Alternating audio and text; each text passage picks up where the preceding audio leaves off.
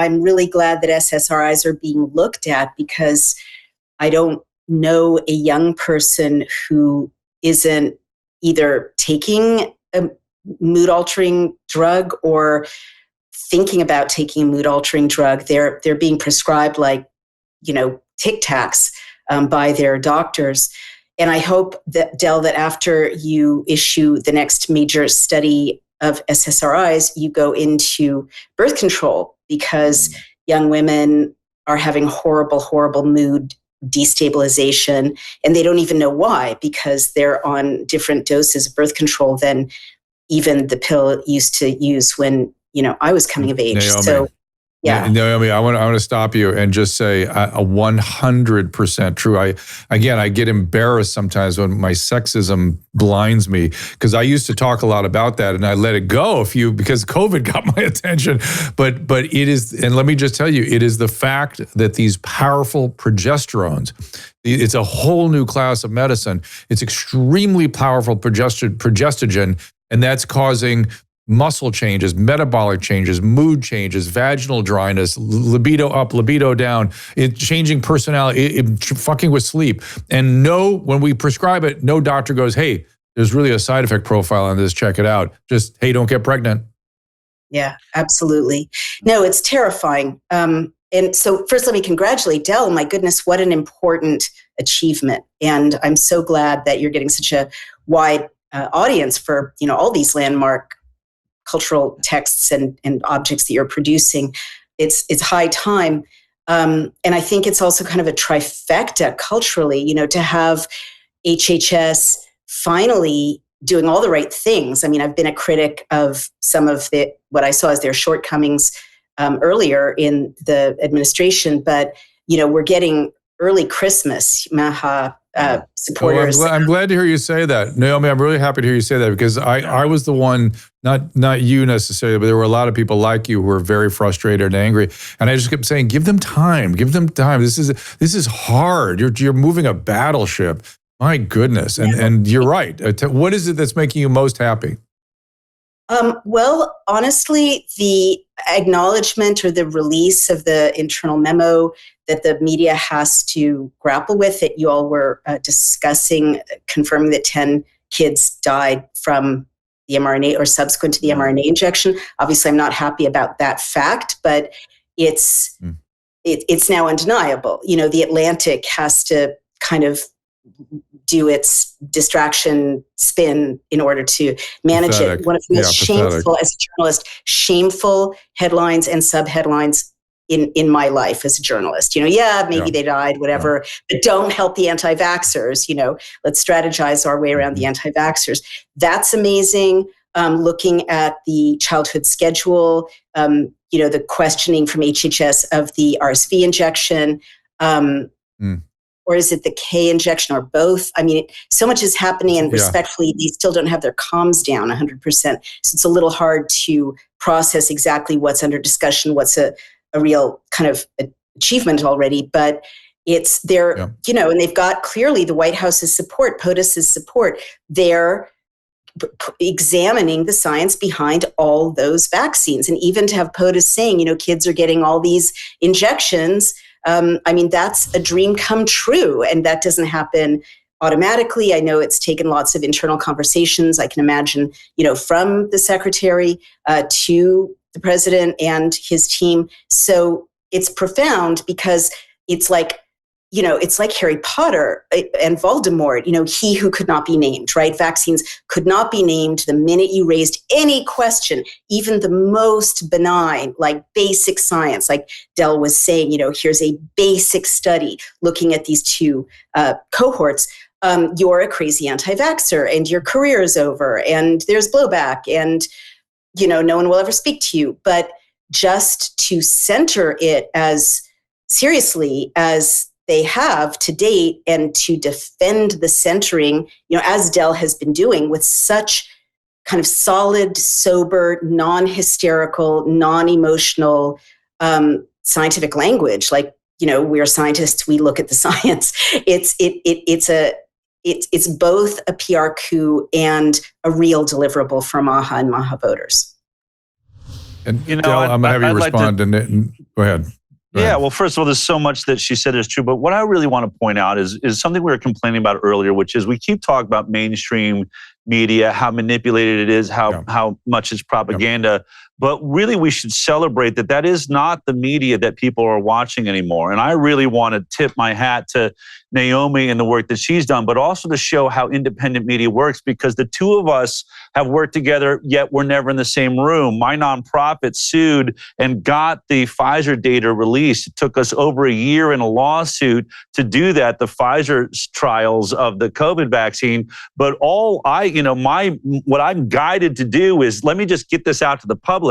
But then look what Naomi did. She gets hundreds of, incredible experts together and then starts combing through, tens, hundreds of thousands of pages of data and information and writes the Pfizer papers, book. We have to celebrate that is actually what's changing the world. That is what got that's what got Robert Kennedy to join Donald Trump. And what I would say is, let's be careful that we don't complain too much about media while not recognizing that the world has actually changed, because Donald Trump was hated by everyone in mainstream media, 24-hour-a-day news cycle against him. Robert Kennedy Jr., I was running as director of communications. That guy was polling 20% of the vote and still only got 2 appearances in mainstream media during the entire time we ran him as president. They tried to act like he didn't exist. And then when he did get out there, of course, they just, abused him and slandered him. But both of those guys are now changing the world as we know it. That says, first of all, that all of that $10 billion spent on COVID propaganda and all of the media pushing against these two guys, and they still overcame it. It means they are no longer the power brokers. They are not actually deciding how we think. It's shows like yours, Dr. Drew. It's Naomi Wolf that's out there and writing, and independent shows like mine and Joe Rogan. We actually now, are the voices. We are the free press. And so let's celebrate that too and recognize that we're here. These conversations are happening because NBC, CBS, ABC, CNN have all lost control of the Republic. Thank God. Thank God. Well said. Here. I mean, I'm absolutely cheering. And I do want to validate what you just said, Del. It's really incredible and providential. You and Aaron Siri did crack open that vault, which would have stayed closed for 75 years or more if you hadn't, been such a pioneer with Aaron Siri and your teams in breaking that open to the public. And then, we, slaved away for 2.5 years to analyze what you found. And Dr. Drew, I want to give him credit too, looking back on what we should celebrate, because I remember during the lockdowns and the, rollout of the vaccine, you, Dr. Drew, were very understandably sober and cautious, as you should be. But then at a certain point, you could no longer stay with the safe consensus reality. And you just started to follow where the science led and have people on your show that, raise the difficult questions, the inconvenient questions, telling the inconvenient story, as Del's title has it. And that was very courageous. And I just want to credit all of you and thank you for, acknowledging, our team as well. It's true. And one thing we haven't lost that the legacy media has lost is trust, the trust of our audience. Yeah. They know we're telling them the truth because we have the battle scars, and also what we say checks out. They can check it for themselves. We invite them to check it for themselves. So you're right. We should be celebrating. Just while I have the mic for just a moment, I just want to add to the record, if I may, that there are more than 10 people who died from immediate subsequent to the COVID vaccine. And I'm sorry, more than 10 children. There's a 7-year-old girl buried in a footnote in England. It's disgusting, in the Pfizer papers, who died of a stroke after receiving the mRNA injection. And the science is so evil because the authors of the Pfizer papers in Pfizer split her off and really hid the data, literally in a footnote, so it would be overlooked. And there's a baby who died of multi-organ system failure after nursing from a vaccinated mom. So there are at least 2 more. And there are 2 reports, again, for the record, and I hope that Senator Johnson is listening or will hear about this, and Vinay Prasad, of course. There's our liver report and our stroke report, and half the deaths in both of those reports took place within 48 hours of the injection. Yeah. Right. Which were excluded from a lot of the studies in the original Pfizer analysis, right? Or anybody lost to follow-up in the first 48 hours were just dismissed. So isn't that interesting? They were literally illegally. Yes. Well, yeah, it's wild. It's wild. It's wild. To that point, I mean, all that Vinay Prasad and I believe it was Tracy Beth Hogue that first said, let me look at the VAERS data. Let me just see what's been reported. And she pulled out all the babies that were reported have died. Now, the CDC has been buelling on, just on and on about how you can't trust that, but it's there for a reason. It's one of the only capture systems. It's only a civilian capture system we have. And to think that when someone finally went through it and called those parents, and the question I'd like to have is, did any of those parents get a call from the FDA prior to this year when Tracy Beth Hogue decided to do it? No. And that is what is so shocking about this, is that you were releasing a totally experimental product. You had only a few capture systems that would have seen if we had a real tragic problem or error or issue. And even though we were seeing record submissions to VAERS, no one at FDA, no one in our government, no one thought maybe we should look into some of these deaths. And when they finally did, to be clear, they're only looking at 90. How many people even know VAERS exists? How many people know to report it? Almost nobody. Then when they do know about it, how many actually follow through? The study at Harvard, when they looked at the VAERS system, found that less than 1% of actual injuries are even being reported. So there's a potential that this 10 babies is 1% of the actual, and probably no more than 10% of the actual amount of deaths that could be out there. So this is just the very tip of the iceberg of this issue. But to finally have an FDA that is voicing these things, to finally have regulatory agencies, as I said, to finally have an advisory committee on immunization practices meetings that are discussing how long was the safety test on the hepatitis B vaccine. Was 5 days really long enough with no placebo group? And where is the data? Thank God we're finally asked these questions. Thank God someone's looking at the VAERS data and starting to report on it. I think we're going to start uncovering, as Naomi knows, I mean, talk about bodies being buried. There are bodies buried all over, this vaccine and many, many others. And really quickly, a shout out to President Trump, his mandate now to Robert Kennedy Jr. to now do a peer nation review. If Denmark is only vaccinating about 29 vaccines compared to our 72, they're not having outbreaks. They're not having any issues with, deadly diseases, then why can't we go on a 29 vaccine program? And I would like the other part of Denmark's program too. It's your choice. But that mandate by President Trump is going to override anything else, any other agreements that Robert Kennedy Jr. might have made with a senator or two. They're not going to be overcome that. The executive branch has spoken now, and President Trump has given his mandate. This investigation is now going to happen. It's very, very exciting news. That is exciting. Del, can you stay with me till like the top of the hour? Because I know Naomi's got to go, and I want to spend 5 minutes with her, and then I have to go to break.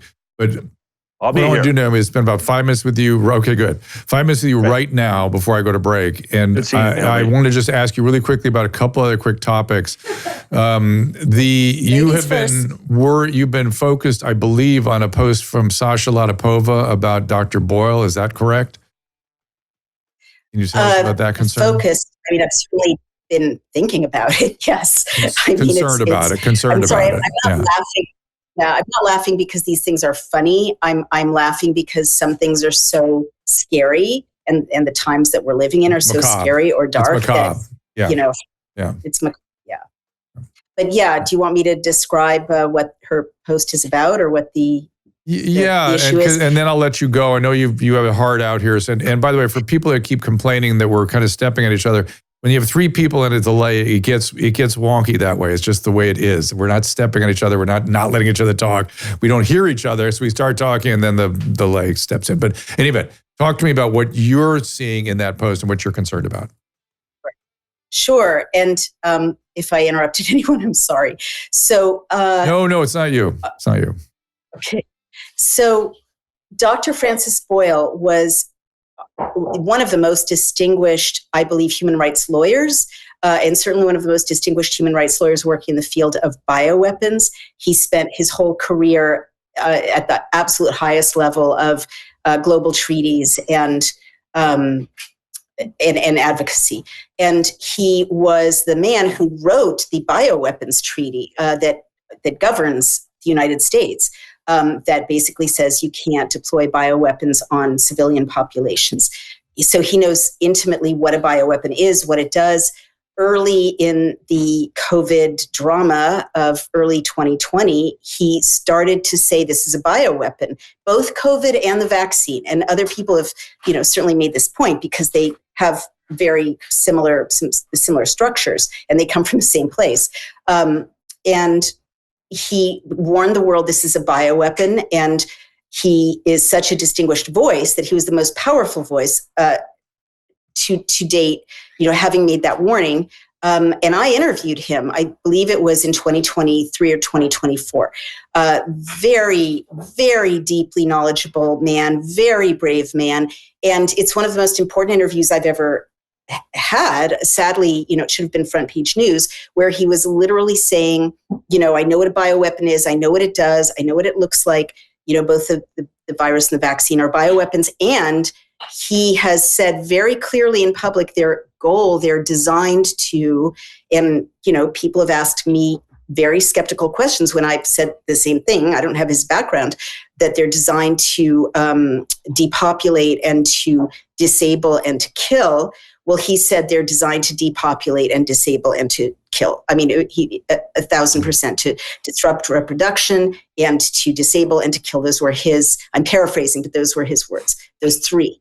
And he died he passed away, I should say, in January of this year. And Sasha Latipova said he was in good health.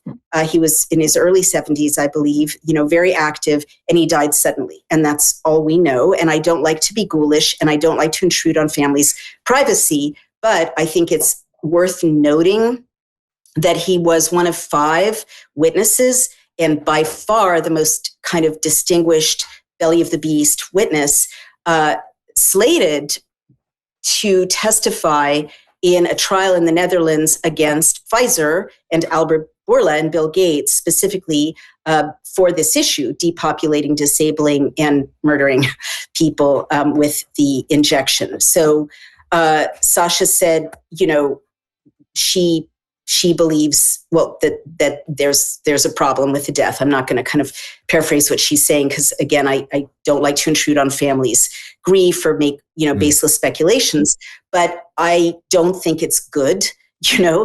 I think it's concerning that he died suddenly when his voice in that context would be the most damning, the most unanswerable voice. And I just want to add, it's not in a vacuum.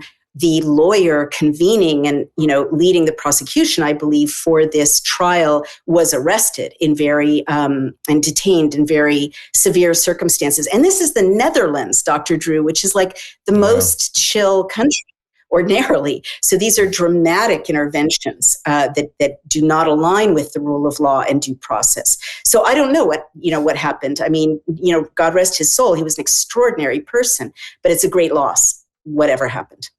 I would just say to anyone listening, you don't listen carefully to Sasha Latipova or to Naomi Wolf at your peril. I've had experience with both of them enough to know that if it sounds tough to swallow, just pay attention. I don't know, but I know these 2 women, and I know you at your own peril if you question the veracity of what they're reporting. So, is there some place we can hear that interview? Oh, it would be Daily Clout a long time ago, 2 years ago. Yeah, I really need to find it and repost it. It was powerful. Repost it. And I was, honestly, the other thing that I'll never forget about that interview is I was like at that time in the wilderness of media. I mean, I didn't have a giant reach. I had been censored. I'd been banned. And his sense of responsibility to the world and urgency about this message led him to clear out an hour of his schedule to talk to me in the middle of the wilderness, right? Because the Guardian and the BBC weren't carrying his message forward. That really was very moving to me. All right. I'm going to let you go. I know you have a heart out. Anything coming up we should look for from you? Well, I'm doing a podcast every day because we just cracked 210 in the US and I think like 190 in Canada and in the top 200 or 100 in 10 other countries around the world for my podcast, Right. Outspoken. So I'm going full bore. So come over to Substack, everyone, and watch and subscribe and support, if you would, Outspoken, or over at Daily Clout, where we have tools to pass or stop bills from your phone, where you can, pass your own legislation from your phone. Otherwise, thank you. I am so glad that you guys are out there, you and your team, and Caleb and Susan. It's so important to have all of your voices and talents. Yeah, thanks for having me on. Thank you, Naomi. We'll see you again very soon. Ask Dr. Drew is produced by Caleb Nation and Susan Pinsky. Emily Barsh is our content producer. As a reminder, the discussions here are not a substitute for medical care, diagnosis, or treatment. This show is intended for educational and informational purposes only. I am a licensed physician, but I am not a replacement for your personal doctor, and I am not practicing medicine here. Always remember that our understanding of medicine and science is constantly evolving. Though my opinion is based on the information that is available to me today, some of the contents of this show could be outdated in the future. Be sure to check with trusted resources in case any of the information has been updated since this was published. If you or someone you know is in immediate danger, don't call me, call 911. If you're feeling hopeless or suicidal, call the National Suicide Prevention Lifeline at 800-273-8255. You can find more of my recommended organizations and helpful resources at drdrew.com/help.